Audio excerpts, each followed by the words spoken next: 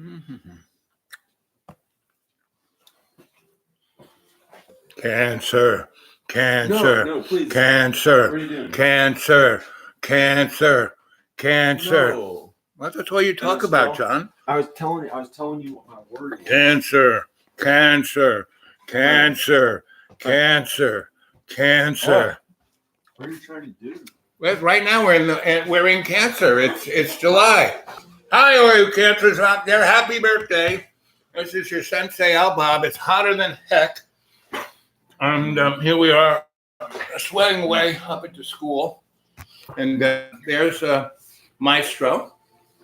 Hi. Hey. Mm-hmm. We were talking about That guy's gay. Look at his shorts. You ever seen someone do this with their shorts? I do it worse, but I don't want to show anything on YouTube. But we were talking about conspiracies, Yay. collusion. And John thinks that the dogs and his father are colluding against him. The dog? Yeah, the dogs. Yesterday, the dogs. They were colluding with their father. No. I haven't been lifting a ton, but I've kept my body fat a little lower, just working in the house so much. Hey, it looks okay. There's three people watching. Hey. Well, that looks cool. How you doing? Yay. So the aliens, John's father, and the Satanists, along with the neighbors' dogs, are in collusion with John, against John. He got a cold by sitting in front of the air conditioner, and it was collusion. John is desperately unhappy, and it's collusion. No, this makes me happy to finally be on video, where the people, the political powers that are not too horrible but annoying in my family and stuff. Not Danica and the kids, but these other people. They can't see what I say on here, so I can do whatever the heck I want. Unless up to a certain point, Unless that's not a problem at all. Well, maybe I can do whatever I want on my channel, but I'm just kind of scared that there's certain things I can't really be 100% myself. You can be yourself. But maybe that's, I don't know. All in your head, kiddo. You can do whatever the heck you want. As long as you don't hurt anyone, as long as you're not mean to anyone, as long as you don't scream and slam doors at people, you're fine. I don't hurt anyone, not mean to anyone unless I'm standing up for myself a little bit after they've been trying to walk all over me. Mm-hmm. And I don't know, what is this? I kept doing this. Is this something that means I'm supposed to be gay? No, that's a Hindu. That's a Hindu posture. It is? Yes. I kept doing this because, when Dana was here, because I kept itching my leg, and I could just lean it on here, and it itched my leg. Mm-hmm. I'd walk a little bit, and then I'd go like that. Mm-hmm.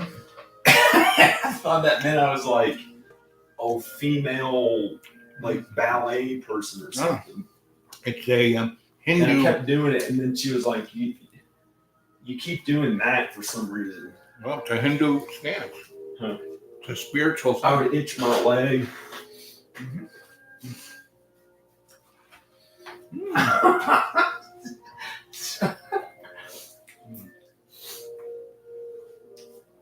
Mm-hmm. Oh, man. Can I read their comments, or you want to read it? No, let's see what they're saying. Hey there, A. Mm. Mm. Mm. Mm. 386. Hey, Bob. Hey. Hmm.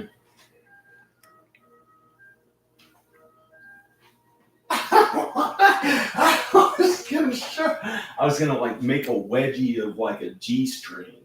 That would be so gross for a man to. The wedgie of a G-string. Unless it was. That's our new religion. We all have to make wedgies in our new religion. I don't like showing my own butt like in public. Then don't. Unless it was like kind of a joke, like Jackass or one of those people. Well,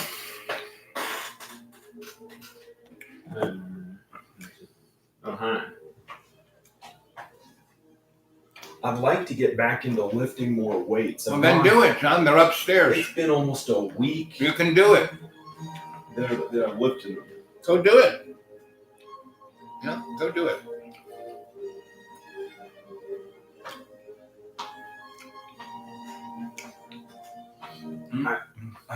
We've done a lot of work to the house. Al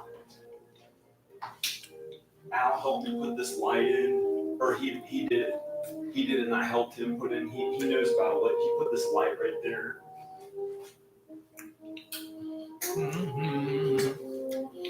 And we this week we cleaned up the house a little bit. He's really good at electric. Putting things here and there. Get him out of the way so he can move. And I'm trying to get in really good shape. That makes me feel happy as long as like my loved ones and family are around. Well, go ahead and work out. John, if you want to, I still have some muscle, even though I haven't been doing curls or any of that as much. I mean, if you really are want to be with your family, go be with them. Yeah. Go to Texas. But I want to have a good in shape body too. Well, then start working out. You got all this stuff. You got that big machine there.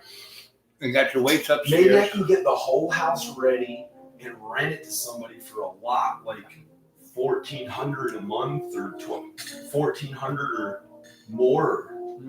Once this is all ready and everything's, I mean, the whole point was to get my family to move here. My kids, the baby, Danica, get them to all move here. Nice house all done. All the bedrooms will have the stuff taken out of them, and it'll be all nice. Right. Each day this week, I've been taking a little bit of stuff and putting it so everything can be in order. There's only 2 more things I have to do to the house right here, besides rehabbing the whole bathroom. The bathroom's okay. There's only 2 more things, and this whole downstairs will be all done. And I can move all this stuff out of the way and put it in storage in that attic. Yeah. And that's what I was doing. I was cleaning the attic. Because it was just so full of cardboard boxes and stuff. And now you can move around and kind of see what it is. And I cleared out corners. I can work on something new, or work on getting my kids to move back here. And maybe I can rent it out. You can come with me, or we can go to Texas and California. I don't really want to go to California that much, but maybe I can just go to John, Texas. is it okay if I wash the dishes? I'll show them the whole house. John, I don't want to upset you. Can I wash the dishes? Yeah, okay.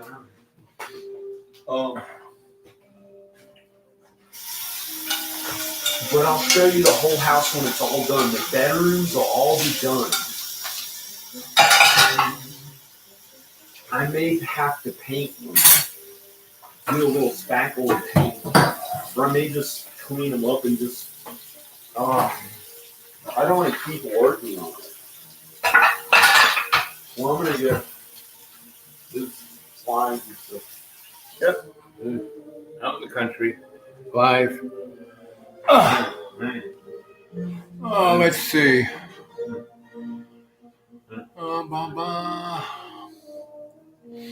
Well, today I went to the dentist and I checked out my gums, and there were a few little shards of bone sticking out, so they kind of snapped them off. And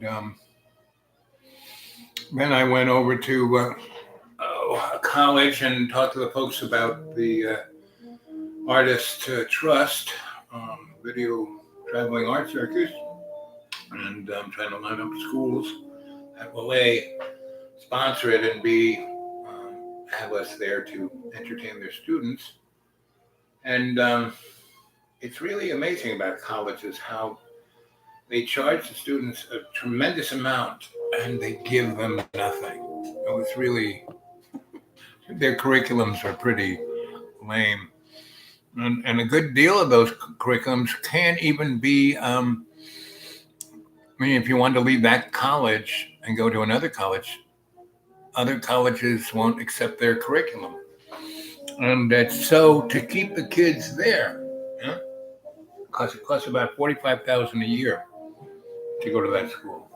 And same with the other poor colleges around. They're really even Tech, which is supposed to be an amazing school, and they have every time I go over there, it's oppressive in that it's made out of this white blue stone, and it's like gray, and all the students are gray, like the hokey stone, and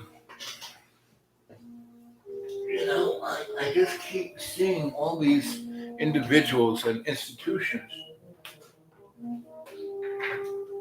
being, I'm right, you're wrong. And instead of, embracing all our relations.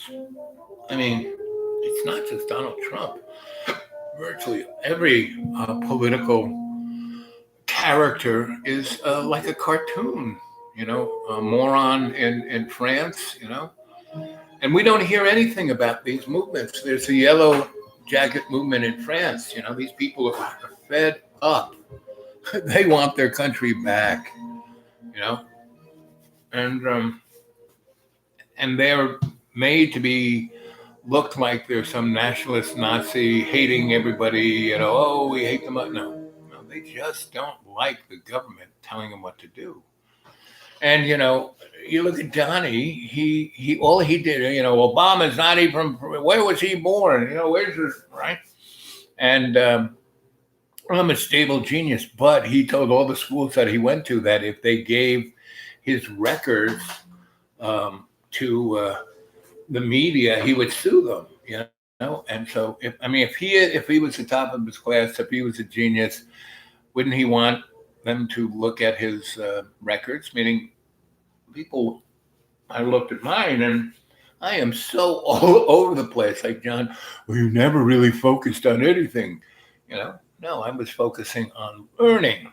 I was focusing on ascending my spirit. I was focusing on studying with pretty amazing people. And, not matriculating through their school. I studied with a guy named Quigley at Georgetown. I didn't pay anything. I just hung out there. Went to his classes, wrote things. We talked, drinking coffee down at the coffee shop.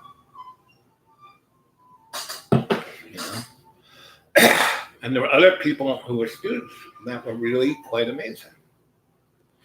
And we made a community. We were a cadre. And he was a guy who had the experience. What is education? In Greek, the term education means to know through experience. And those are the people I wanted to study with. And that guy says, turn to page 35, And, the other thing is, I'm really sick and I'm old and I have a limited warranty on what time I got, but I want to make every minute I have, last, be good. Why I do these YouTubes with you guys is because I want to express and experience and be, your Sensei Al Bob, be your griot, tell you stories. And that was what the last night was, a real griot stream of conscious. And I let John,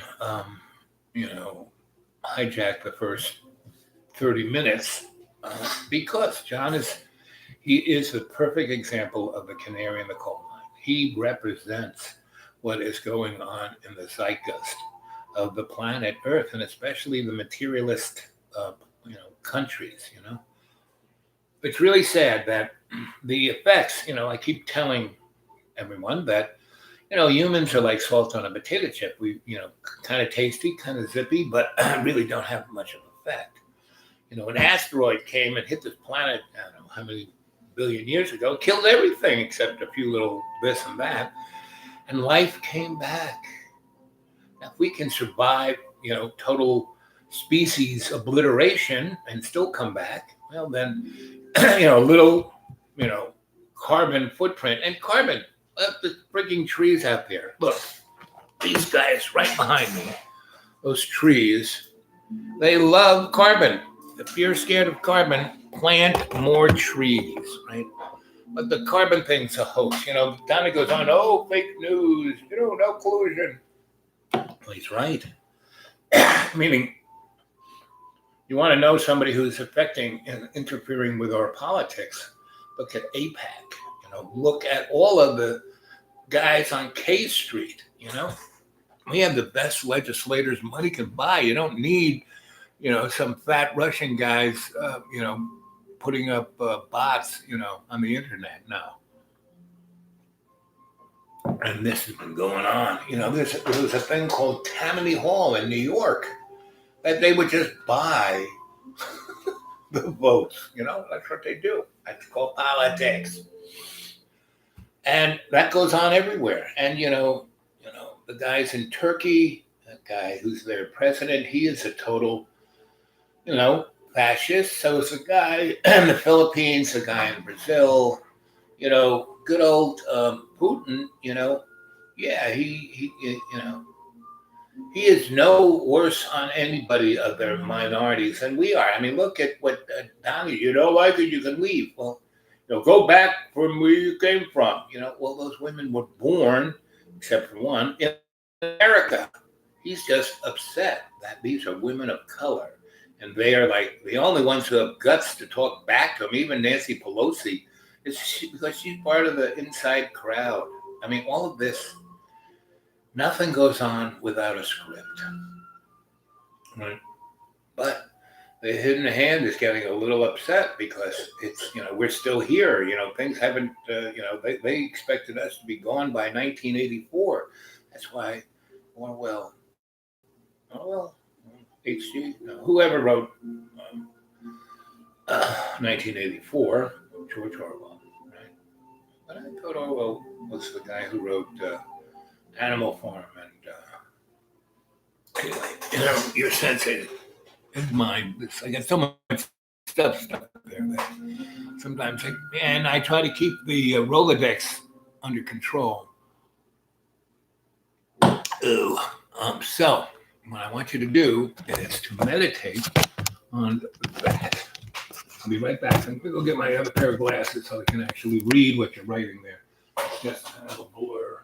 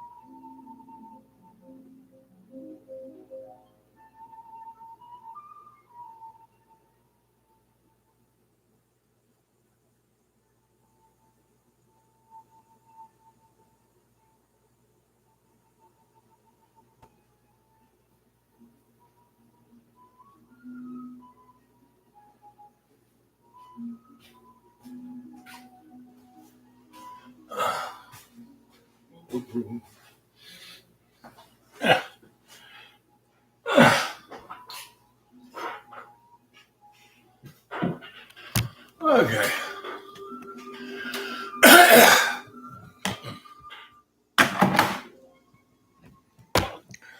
Oh, let's see. Aiden. Good chat. Celtic Shaman 365. Hi, Bob. Baby sitting again, Bob. Private colleges are scum. That's right, Twitchy. But Twitch, if you go to the institution, you should get everything you can get out of it. There are good professors there. They do have good laboratories. They good studios. They do have libraries. When that's why I never paid to go to things. I just went there and used the resources. Yeah. And not only are they about profit, they're about control. You know. Yeah, 1948, exactly. He switched it around. And so was it H.G. or no? It was Orwell, right? Who's the guy who wrote Animal Farm and Brave New World? He's my boy. H.G. was the Martians attacking. And anyway, Orwell, let's see. Yeah, it was Orwell, okay. So Orwell, who did 84 and who did Brave New World? Because they're two different guys and two different, the guy who did, Brave New World also wrote this amazing book called Doors to Perception about taking LSD. And when he died, he went out like a rocket ship, like 8 zillion mics of LSD when he was dying, He definitely wanted to have an experience.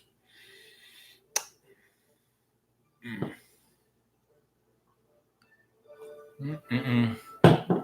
But H.G. Wells, no.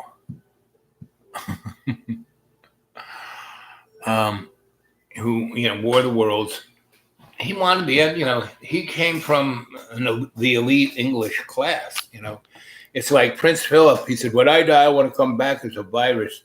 I will infect humanity and kill them all, and that's Prince Philip. And Prince Philip, when he was a boy, he went to a Nazi prep school in Germany. And his uncle, who was more like his father, because he brought him up,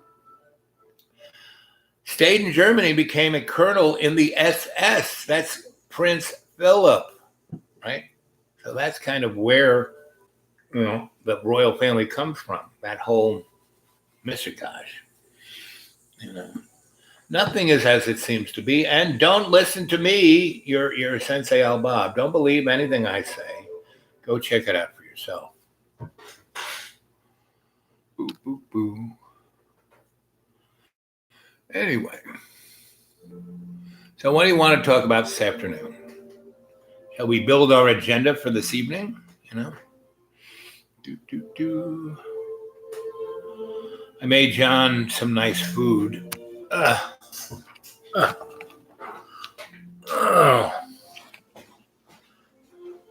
Veggie and rice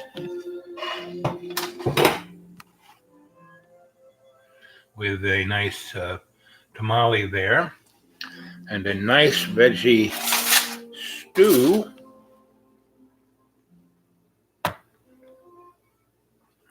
And these are all fresh vegetables, but hey, they came from, evil Kroger's. But I spent the last $40 I had for food for John because John was eating not the best of stuff. It may have come from the co-op, but and he says that if you hate the co-op, you're a terrible person.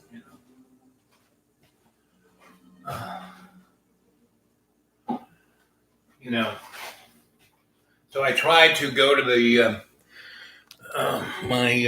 usually I think my card comes alive on the 16th. Anyway, I went down to, I was in this town called Vinton, that's where that Roanoke College is. And so I just went and visited people I knew. And I went to the social service guy saying, hey, what's up with my, my food stamp card? Why it's not working? It usually works by the 16th. And she said, log into the computer. And then, right. Anyway, so I did. And then this really mean upper level bureaucrat came down and said, you can't use it. You can't get any information from us because you're supposed to be in Tennessee, and and it's I said, but why are you even here? And I said, well, I'm visiting, and because all my medical, well, you should get a doctor. I said, well, there are none. Where I live, it is Appalachian poverty. There is no medical, and so, well, it's not our fault. And you can't get anything from the food bank. And I said, well, I have nothing to eat. Well, that's not our fault. I mean, this is an entity that's supposed to be, health and services, social services, to help, because I don't fit into their little box, so I should die.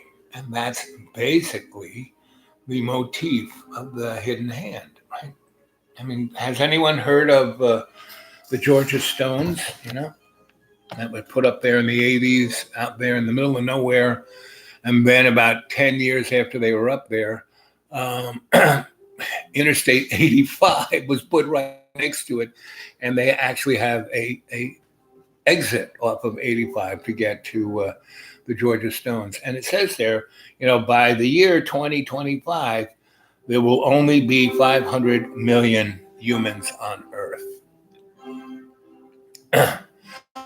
Basically, because most of them will be sold into slavery to aliens off planet.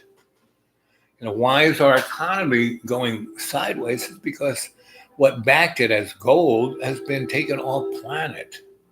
And again, don't believe anything I say, and everything I say is really for entertainment's sake. It's like a cartoon, I'm like Ren and Stimpy, or South Park, or Beavis and Butthead. I mean, John and I are like Beavis and Butthead.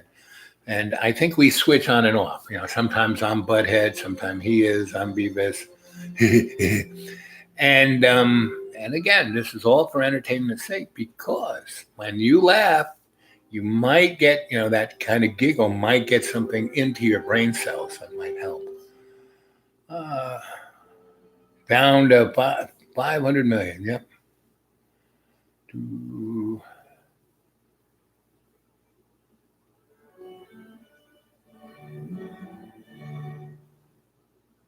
Yes.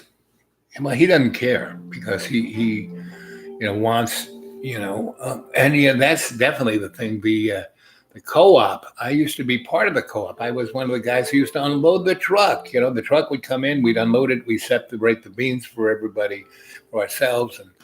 And now it's just the rich. It's like Whole Foods, right? And we have what is known as a Earth Fair, and that started in Asheville. And I used to live next to Roger, who started it, he and his mom. And they had this house, and he was really into organics, and he was a permaculturist. And Asheville was he came there because of the big permacultural thing that the guy had started in the 1890s and the early 1900s, and then, 1910 and 1920, 1930, and then he kind of died and he left.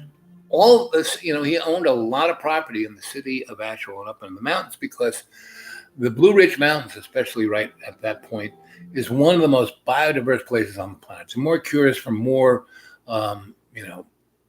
diseases. And my herbal teacher, is a guy named Teeth. It's hard to say this without teeth. Chief Two Trees. Go Google him. And, he was as Native American as you could get. Right. And he was a chief, and he was an elder, and he was an amazing healer. And I studied with him for many a moon.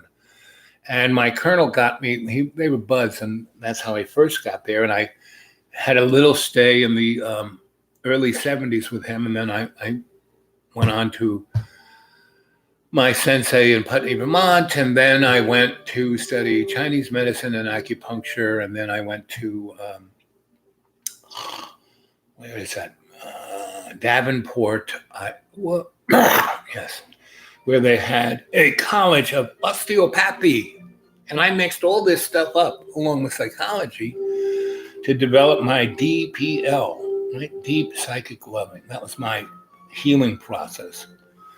And then I went back to Fort Hamilton and to my colonel, and we developed a protocol to get guys off of drugs and to get them, uh, you know, balanced, to get their homeostasis, right?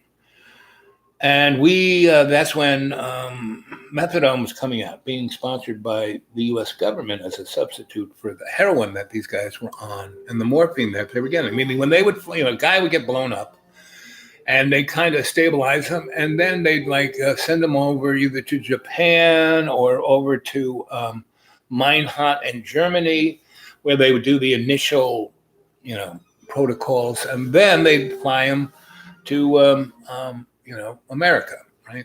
And sometimes they fly him straight from Vietnam to America. But anyway, every time they would get on an airplane, they'd be on that airplane for at least 6 hours. So they would just totally, max these guys out on morphine. And that's what got me. I mean, morphine is this very interesting drug. Once it gets into that neuroreceptor up there, especially at that dose level, it's like kick-starting. And that's what crack did. It did the same thing. Just one pipe full, and a good portion of the people who tried that shit would be stuck, right? And I was very blessed in that I couldn't do drugs, and that I would get sick. I'd get the flu, I'd cough, I'd this and that. It's like the first one, when I was 16, when I died, it's because I smoked a joint with a bunch of guys. It was like the 80s show. We sitting around in a teepee at this camp we were working at for ghetto kids. And, I've been working in clubs and theater, and I saw a lot of people smoke pot. I never did. It just didn't, interest me, and either did alcohol because, I got drunk once when I was 14, and I was with my prep school buddies, and we were at the Oak Room in what's the name of the hotel? The real fancy one off of Central Park. Anyway, so we were in the Oak Room, and if you were a rich boy, if you were in your prep school uniform and had weed chins, you could be 12 and they'd give you a drink and a cigarette, right? Because you were of the higher class and you'd be responsible about your drinking. Well, we drank, and those guys were, 15, and they were alcoholics, and they could drink. Me, I hadn't really drank at all. And the only time I ever had alcohol before that time was my mom used to drink big time, and she would make this big picture of Manhattans or Long Island iced teas, and those are her two cocktails she liked. And she had a Kool-Aid pitcher, Joe Kool-Aid, and she'd keep it in there, and she'd be nipping on it all day long. And one day, summertime, it was really hot. I said, "Oh, Kool-Aid!" Glug, glug, glug, glug, glug. And it was Long Island iced teas, and it tasted really good. I got alcohol poisoning like nobody's business, to the point where I was like on planet Claire. They pumped my stomach, and I was so wow. So she stopped drinking. Period. That was my mom. She had this iron will. She could, right? And I really never knew anyone who could bend the force of nature like my mother. Right? So I didn't drink. My brother used to, but he drank just to get a buzz. He knew, I had no idea that was a Long Island iced tea, and then that it would, give me alcohol poisoning. It was about 8, 9. So next time I'm 14 and I'm drinking with my buddies, and I'm trying to be, not drink like them, but still got drunk, right? And I was, the Plaza Hotel, and I was, 10 blocks from my home, and it was like straight up Fifth Avenue, make a right turn on 69th Street, go 3 blocks, there's my front door. Shouldn't have been too difficult. And I don't know how a zillion, I could do it in my sleep, but not drunk. I was walking around, and I ended up in the park, and I'm like over on the west side, and then I'm like on my hands and knees, making sure I'm on the path and not going off into the lake. And anyway, so I have no idea where the heck I am, and I end up in an alley right? And they in New York City to keep the rats away, before dumpsters, they had the big metal garbage can that they would throw the garbage in, and they had a hole in the alley that had a metal lid on it, right? So you would put your foot, it would unlock the lid, you'd slide the metal can in there, boom, the rats couldn't get at it, right? Anyway, so I'm walking down this alley, and I am like, got my hands on the wall trying to figure out where I am. And I step on the latch. It comes straight up like this. There is nothing in the hole. There is no can with food in it. It's just empty. And I put my leg in there, and my crotch was right in the metal thing. And then I vomit all over myself. And then I go unconscious. And about 6 a.m, I wake up with this Chinese guy just throwing the onion rings and stuff from last night's meal at the restaurant on top of me, right? And he didn't even say anything. He just threw all the crap on top of me because I was half in that hole that he wanted to put the garbage in. So he just dumped it on me. And I got up and I hobbled back home, and I got home, and my dad was wearing my mom's bathrobe, and he was making oatmeal. That's what he did every morning. And I got onion rings for earrings, and I got grease stains everywhere on my prep school uniform and vomit all over it. And my hair is slicked down with vomit. And he looks at me and goes, had a good night last night, eh? And that was my parents. My parents used to give all my brothers and sisters a hard time about whatever the frick they did. Not me, He just kind of chuckled, Me being the youngest, maybe he realized not much I can do with this one. He's on his own projection, and all I can do is, be me around him, and that's what he did. And half the time, his being me was good. He was a fun-loving, over-the-horizon kind of guy, or he was screaming and yelling because he was Italian, had high blood glycemia when his blood sugar. So I realized, I read up, when I was 12, I read up on high blood. Figured out what the fuck is causing my father to act like this. And I would go with him to work. When he would go sell stuff, I'd get into my little Brooks Brothers suit and go with my dad. When we went to the Air Force, I'd put on my Brooks Brothers suit and go with dad. That was fun. I remember we went to Edwards, and they had a SR. It wasn't called SR-71. It was called the A-12, I think. And it was the first version. And, super secret. Nobody knew about it, even aviation and space. And my dad, we went out on the tarmac, and he went to see one of his buddies who was in charge of this program. And the guy goes, "Hey, you want to sit in that airplane?" And I sat in the airplane, and it was like a rocket. I mean, it was straight out of Buck Rogers. And I'm sitting in the thing, and they got this Buick. They called it the Buick, meaning most airplanes can start their engines themselves, not the A-12 or the SR-71. They had to have this cart, but it was like a race. I mean, it sounded like a race because it had two gigantic Buick engines in it, and that's the energy, causing the turbine to spin. Anyway, so I'm in there, and the sergeant, because my dad's a colonel, the other guy's like a general, and they say, "Oh yeah, he can go sit in." And I'm in my Brooks Brothers suit. Anyway, so I was around my dad a good deal at that time, and when he was in the Air Force, man, he was Mr. Control. He was calmer than calm. It was only around us in the family that he would jump up and down. Did you ever see The Great Santini? With Robert Duvall. I think that's who. No, Robert Duvall? Could be. Anyway, that was my dad, So, but he didn't fly airplanes. He was just an amazing organizer. And he would go back and help them when they'd have a structural, organizational issue. He'd go back because he liked that world. He liked them saluting him. And even when he was in his civvies, they'd salute him and call him Colonel, So, because he'd have his little special ID badge with, his picture on it said, Colonel. And me, I had my own, but it was a piece of cardboard, and it was done with a crayon.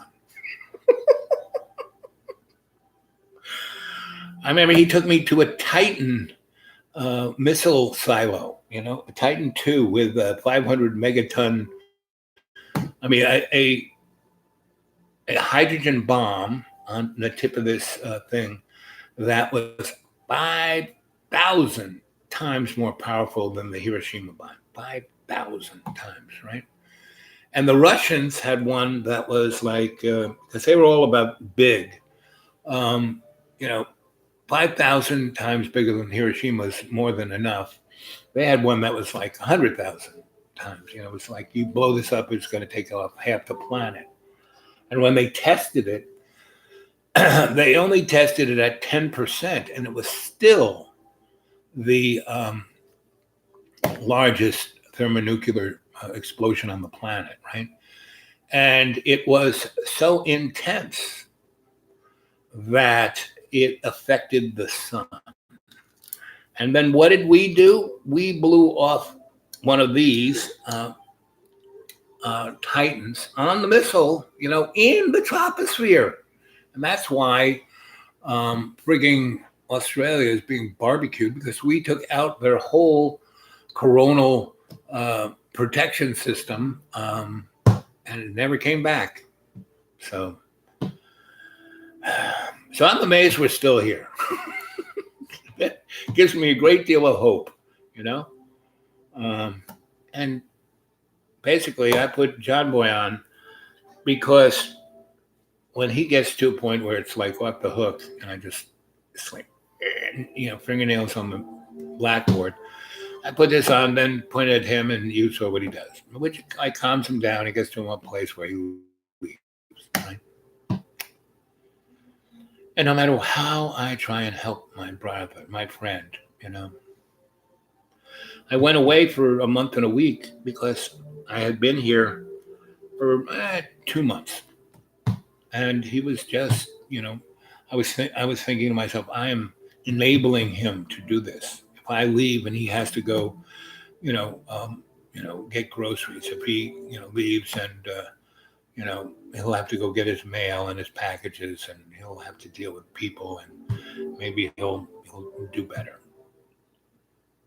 No. He just ended up eating, the stuff that would not, he would buy, before I left, he probably bought $1,000 worth of organic food from the co-op, which was like one apple and a banana. And he got very, so when I came here, he got totally twigged that I had gotten banana. Why are you getting carbs? You got bananas and you got oranges. Why are you going to be fat? Really? How about chocolate and cookies? That'll make you fat. And again, John is just the canary in the coal mine. He represents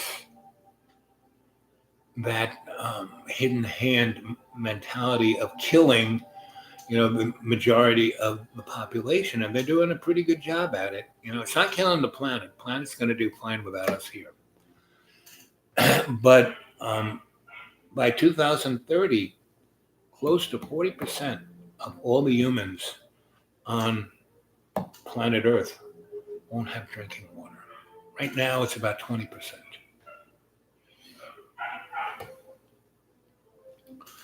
And it's all been done on purpose. Like I was talking to a friend of mine who's an astronomist, a guy who talks about, studies water tables, right? And he called me up, and so these guys who were working for NOAA and for, MIT and that kind of stuff, and I had worked with them on projects, so they call me up scared about stuff and go, "Al, we want your opinion on this," right? So that's how, hey, get out of here. And they were saying that we have put in about, somewhere between 25 and 50% more pipelines in the last 10 years than were there before, right? And that those, the pipelines that were there, that were put in the last 50 years, were more than enough to carry all the oil and gas that are in the system. The pipelines they added were to carry the fracking oil and gas. Now, if they had to put that fracked oil and gas into the existing pipeline, they would not be able to pump out as much and spoil the water table as badly.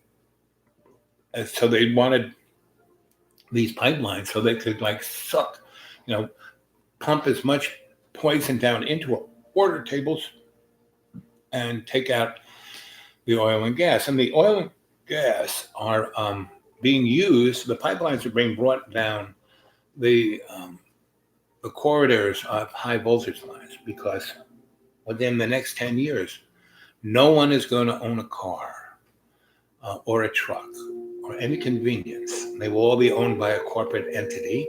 And you want a car, you'll hit an app on your smartphone and bingo, a car will appear right there. And it'll be so convenient. And they will say, by doing this, 200,000 people won't die a year. And they're right. But those 200,000 people that die every year in car crashes, morons. It's like how you cull the herd, So, if you drive and text, you're a moron. If you drive and drink, you're a moron, Whenever I get in my car, I take my little phone, I turn it off, I put it in the glove box, right? And I don't drink, I'm usually the designated driver. When I worked in rock and roll and I worked for these producers, they loved me because I didn't do drugs and I didn't drink, So I never, hit on their stash. And I, even when the chauffeur of the limo got drunk, I could still drive the car, right?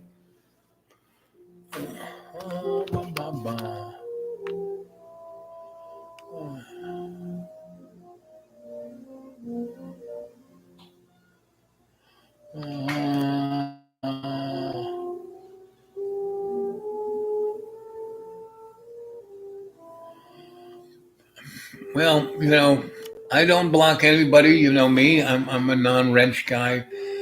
Whatever happened to Celtic shaman? If I did it, it's only because I pushed some button that I didn't even know I was pushing. I've done that before. So, and I think he said that he just got himself another address and comes on. Or, again, somebody with real know-how on this technology, come visit me and help me make a better platform, or make this platform better, make it so, again, I'm working on putting together a thing called the Humanities Artist Trust Traveling Video Art Circus Freely Inquiring Society. Right? And I want to take it to colleges, and it'll be and I want to make my own YouTube, not use YouTube. And the Freely Inquiring Society will be a society that I will leave in each of the universities like Johnny Appleseed. And they will be able to interact, co-create with love with all their brethren in other universities and build programming, right? And so they can, as we go to a college, they can go online and we'll put it on a big screen in that college, and they will be, so 90% of this, I have a number of, pretty guys and gals like me who have done some stuff, who are my age and ready to do something different rather than just get old. And that's what we're going to do. We're going to make this thing and go around and have a good time, and get paid, $5 to $20 grand a week to facilitate this. And that's easy. I worked at colleges and I ran, like one time we had Noam Chomsky come to the University of North Carolina at Asheville, right? And I, called him up. I was with this kid who was running, and I was the, student guy. And I said, you go, put it on speakerphone. Let's talk. We were in our office. We called up Noam Chomsky. We got his phone number. I kind of looked it up in the phone book. And he was in the phone book. Hi, is this Noam Chomsky? Yes, this is Noam Chomsky who wrote, Developing Consent. And he goes, yes, and I went through his and he kept getting more and more. Yes, this is me. What do you want? And I said, well, hi. I'm Al, Bob, and this is my friend who he runs, that's the teacher advisor, a an organization. We would love you to come to the University of North Carolina, Nashville to lecture. And he goes, I hate Jesse Helms. I'll never come. I said, listen, if you hate Jesse Helms, then come here. Stick it to him. It's like coming to his neighborhood and sticking a stick in his eye. He goes, yeah, I never thought of that. I said, you should just always come to North Carolina. He goes, you're right. And so I said, we'll pay you anything. I said, think of a number. And he said, $50,000 is not a problem. He goes, and you could hear him almost fall off a chair. He goes, what? I said, not only that, we have this place called the Grove Park Inn. We will put you up there. We will wine and dine you. We'll give you we'll private jet you here. He goes, well, that's a bit much. I said, well, and that money you can do with whatever you want. Give it away, whatever. We just need to spend it. And it was. We had about 60 grand. It was getting towards the end of the semester. We needed to get rid of it. So we agreed. He came. We did that thing of when you send documents over the phone line. We did that, and he showed up. And I had the kids in a limousine pick them up, take them to the Grove Park, wine and dine them, have a great time, dance, and then he came and lectured at the school. It was so popular. The lecture hall could hold about 1,200 people. Well, about 300 to 800 of them were people from town, not just the students. And so students could go free. The people paid. They said, what should we charge? I had $20, which is like at that time a lot of money for anything. Like movies there cost $3 at the time. Anyway, so we had all the seats that were extra, got sold out. So they said, oh, let's and one of those people was from the convention center where they could sit 60,000 people. That's where we had the big basketball things. So he said, why don't we do it there? There's so many people want to hear this guy talk, and he seems to want to stick around a little longer, and I'll pay him some more money. And I said, okay, well, let's go ask Norm. So he said, okay. Long story short, we sold that sucker out, and the student activity fund made twice as much money than what we had to community. By the end of the semester, we had almost $300,000 in there because of this. And it was in my superior, what are you talking about? That's more money than was in there in the beginning. How did you do that? What am I supposed to do with this money? I said, I don't know. Let's go on vacation. Let's buy a house in the Caribbean. What are you? I mean, I was kidding around, but he was getting upset. And so anyway, that's what the traveling video art circus is going to be. There'll be some, really special people, but even those special people, if they don't want to travel to X, Y, and Z college, they could still, telemundo their lecture or performance into the hall, right? And then we put up a library of all these, just kind of like TED Talks, right? But it'll be run and administered by this entity called the Freely Inquiring Society. Freely meaning not free, like, oh, you don't have to pay for anything, it's free. No, freely meaning open, not restricted by prejudice. Well, I'm not prejudiced. Look at Donald Trump. He's not prejudiced. No, prejudice means your opinion. That's a prejudice, right? And that you think your opinion is truth, is. And that's why Donald Trump is so great, because he really shows, mirrors the worst of the worst of what America can be, not the best, right? And he's bringing it to such a head, and that the Republican Party won't even say, hey, tone it down a bit, Donald, because they're scared of him, right? And, a good portion of the Democrats don't. So it's real obvious that the Democrats have become what used to be the Republican Party, like George H. Bush, or Mr. Rockefeller. That Republican Party is now the Democrats, right? And what was the Democrats in the 40s and 30s, 40s, and 50s, now they call communists. They call him Bernie. You're a socialist, And Bernie allows himself to be called a socialist because he's part of the inside straight, meaning he won California. He should have been the Democratic candidate, and if he was, he would have won hands down over Donald Trump. He would have rolled right over him, and that's why they put Hillary Clinton, because they put the only person that Donald Trump could win was Hillary, because look her up. I mean, she had so much stuff you could make fun of and talk about that wasn't about, and she would go on and on about all her plans, and that was done on purpose. So if Joe Biden is a Democrat running against Donald Trump, well, Donald Trump's going to win, hands down. Now, if Tabby, what's her name? Gabbard runs, or Elizabeth Warren, or any one of the girls, or the gay guy, if those guys run against Donnie, he'll lose, hands down. But if it's Joey, then that Donald keeps telling the truth. It's a rigged game. It's this, it's that, and it's what it is. But it has always been that. Just go watch George Carlin.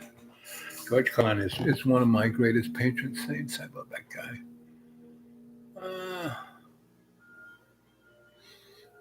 Right, Aiden? So Celtic Shaman should just get himself a new address. I mean, shouldn't be that tough. I have no idea how or why or if he was blocked. I mean, he has come on this thing with a different address and told me that, and and I can't. And he starts to try to explain to me how to unlock it, and I can't figure it out. Because all he can do is email me stuff and send me sentences instead of like calling me up and talking me through it, because he goes, do this and hit Control F and blah, blah. And it's like, really? So, I mean, the best I can do is tell you stories. That's my job, So, and I keep telling everybody, you all should be taking all, I'm past 600 shows, I'm moving on towards 700 if I haven't even gotten there yet. And, you need to put them on hard drives, on CD-ROMs, on your laptop or up in the cloud. Because there's a woman, her name was Elizabeth something. She was the alleged illegitimate daughter of the King of England. And, she had her channel and she would talk about really interesting, she had the whole story of the Anunnaki and the whole level of the hegemony of all the different dimensions. She had it down really pretty good. And yes, she was probably a fruitcake, but so, people who watch this channel, this guy's nuts. He calls himself, Griot Sensei Alba. What is that? So, but I don't know why, but somebody 86 this woman. And again, now I am shaman. Every time I put on a show, I meditate and I energetically put it together in a way that if you watch, there's probably at least 200 guided meditations, right? Or at least 100, because, just the sheer numbers of, I have more than 600 shows. And anyway, and so I got this laptop. That's the only way I can do these live chats. I can't do them on my phone anymore because I don't have 1,000 subscribers, Might be getting there, but I'm not there yet. So I do it on this. And people say, oh, it'll be good. You're doing it on that. You can go and look at all the, the minutia of your channel.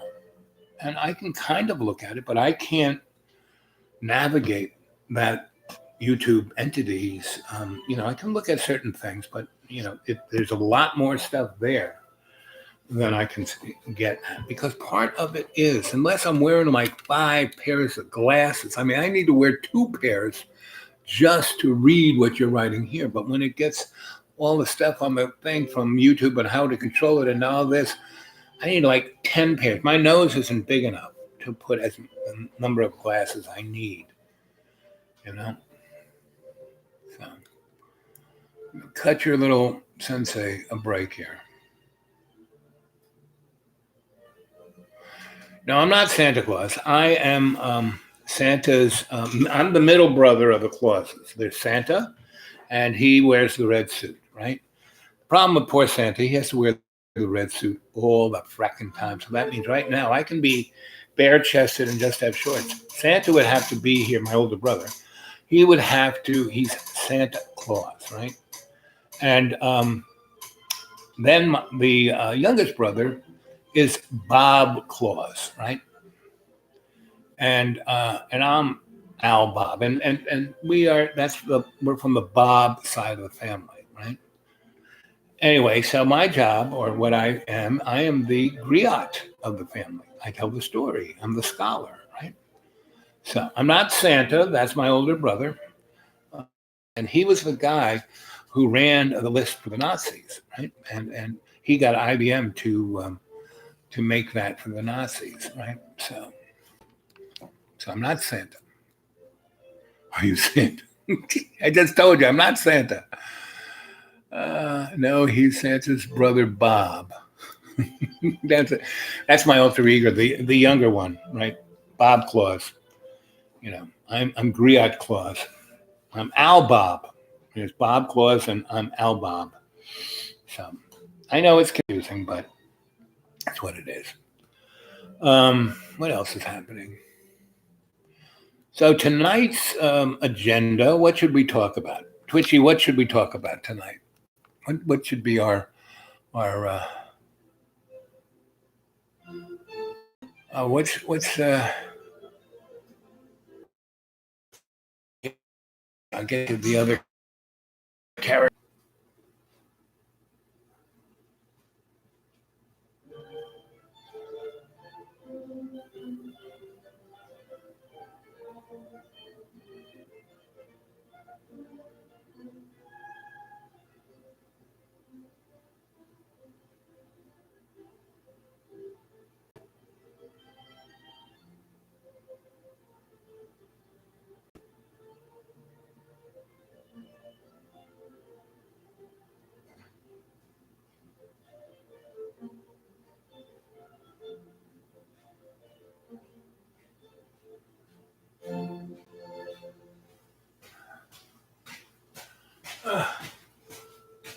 I'm back.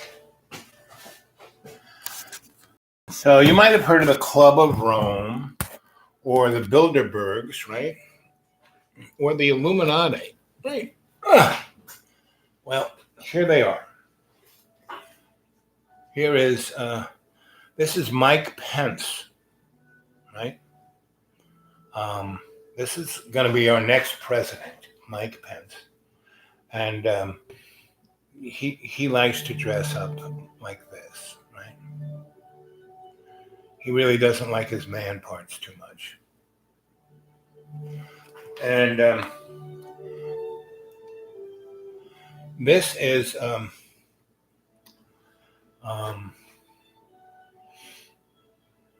Rumsfeld.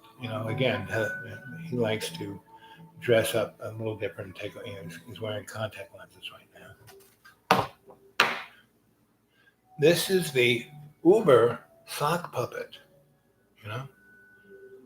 This represents every politician we have. And this guy, this anyone remember what I named him? He has a name, but he basically is the Rothschild, who runs the banking system. He is, part of, the guys like the Rothschilds and Morgans and Rockefellers. They are the manager class. They aren't the owner class. When JP died and they looked at his books, they realized he only owned 6% of his banks. Mr. Rothschild owned the rest. Hi, how you doing? My name is, what is it? RT. Forgot what I called him. What did I call him? Did I have a name for him? Chuck E. Cheese. No, this ain't Chuck E. Cheese. It may look like Chuck E. Cheese, but in reality, this is one of the folks who rule our planet. The managerial class that, will kill 90% of the humans. This character right here, and that's part of the Chuck E. Cheese motif. Um, addiction to grease and carbs. Hi, how you doing? Hi, Mike Pence. How you doing? You're looking pretty good in the dress. Yeah. So that's who's ruling your world. And John goes on about how, all the my life sucks, so terrible. Yes, but he's got this beautiful house, and he doesn't have to worry. Oh, am I going to pay my bills? Well, he doesn't really have to worry about that. And I'm spending. I only have about $400 a month from my Social Security, and I buy food for him when I come, right? Because that's part of who I am. As I'm a guest here. That's all I am, a guest. And he's always going, oh, you think you're more than me, and you're always pushing me around. And, me push John around? No. Why would I? I don't care to. It's not part of my job description. As a Sensei Al Bob, my interaction with John is try to be a good example. Try to assist him to break out and be who he can be. And why I, put up with it. People, how can you put up with that guy? Well, it's like, before they put people in the rocket ship, they put them in a simulator. And John enables me to be patient through something like today. I had to deal with bureaucracy and very petty, mean bureaucracy. So these two mean bureaucrats, I should have said, okay, whatever, and just walked away. But no, I kind of went like this and looked at them energetically and went straight to the things that they're most scared of, most about themselves. The deepest, darkest, terrible thing, that they've been stealing pencils from the office or whatever it is. And, I didn't say anything about it. I just showed it to them to the point where they went, almost into conniptions. No, I shouldn't have done that. And I felt bad when I walked out. I said, I shouldn't have done that. But by being with John, I was a lot nicer than back in the day.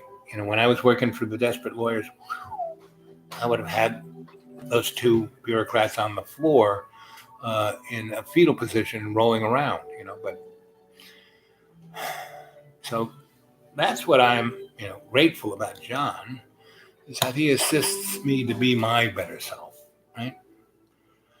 And that's kind of what it is. And it also enables me, to live relatively successfully on the most meager of sums of money, meaning every time I need an extra 20, I just kind of clean my car and, oh, look at that stuck between the pillows, And if I need, I'll find, a lottery ticket that will, give me $500 million. Whatever I need is what the universe always gives me. So I am grateful for what I have, and I appreciate it, right? And I appreciate you guys. Let's see.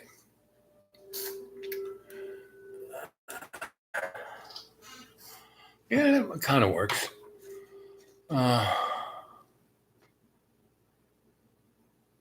Yep. Yeah, he's no good, that's for sure. I mean, come on. Look at that face. Hi. Come on, kids. Get in the ovens. Come on, you're just going to take a shower. He was there in Buchenwald. Doesn't he kind of look very dramatic? He's got his little, he needs Ladenhosen, but yeah, Adolf, he loved children as long as they were baked correctly. Boo, boo, boo. Yep. The ultimate. Yep. And I am, I have to admit that I can be impatient, you know. Um, so when I go in state, I'm not impatient. When I pray, I'm not impatient. When I meditate, I'm not impatient. When I'm focused on a task, I'm not impatient. You know, and that's why I was good working for all the things I did, because in those moments, I had my egoless ego. If I'm driving a car and for some stupid person is in front of me doing stupid, I will lean on that horn like no one's business. Like there was a guy, I was like coming up, I was trying to get into this place, and he blocked, and so no one could go in any direction, and he was in the middle of it, and they couldn't go anywhere. He didn't go anywhere, and so the cars just kept backing up, and I drove around the people and came straight up to his window, the driver's window. I'm going to run into you and push you out of the way, and I stopped that far from him and leaned on the horn. Well, I had already been leaning on the horn about 5 minutes, but I just drove around all these people who were stuck and went right there. And there was a cop who was trying to figure out what he was supposed to do, and he saw me do this. And like I said, if the guy hadn't moved, I would have actually pushed my car up against him and pushed him, because there was a cliff there. I could have pushed him over the cliff, and then everyone could have gotten away. But some other guy kind of backed up about 5 feet, and he was scared that I was like, had to look like this and the horn blaring, and I almost ran into him. And he went away, right? So I went into where I was going, and the cop was right there. And I got out, and he goes, hey, come over here. And I said, yes, officer? He goes, that was pretty interesting. And I said, what? He goes, well, you drove backwards up the wrong side of the road on a one-way street just to do that. And I'd been sitting here 10 minutes trying to figure out how to get down there to like get that Yahoo out of the middle of the highway. And he goes, you did my job for me. That was very good. I said, so did I break any laws? Yeah, about 20, but that's all right. It was for the greater good, and you caused no harm, and everyone got out alive. Now, that was a good policeman. If that policeman was like the bureaucrats that I saw today, I'd be wearing stripes, not pinstripes. Anyway, so, but that's what the universe does. I mean, it always puts in front of me the person I need to be in front of. And when I went and sat in my car and meditated to calm down today, after dealing with these two petty bureaucrats, I kind of saw that I needed to realize, okay, you're probably going to have to soon deal with some petty bureaucrats like this, and you won't be able to, do Jedi mind tricks on them. That won't be the right thing, right? So this is a good lesson to show that, okay. And those people probably needed it, and you didn't do it as bad as you could have. You didn't leave them on the floor writhing in a infantile state. So that's where we're going. We're going to go with what we need to do, how to be aware of what's coming our way, which I think is a good thing for the cadre to learn. And somebody get, Celtic shaman, a Celtic shaman, who's a guy who says he's blocked. Somebody get him something so he can join the chat. I have no. I've tried to look. I tried to see. I tried to understand, and yet I couldn't figure it out. I couldn't even find him. So, and yet he would come on the chat and say, "Hey, I'm blocked," and I would go, "How can you be blocked and be on the chat?" Anyway, so I have no idea, and it's my inability to understand this. That's why I kind of want to invent my own YouTube, for our little project here of the Humanities Artist Trust.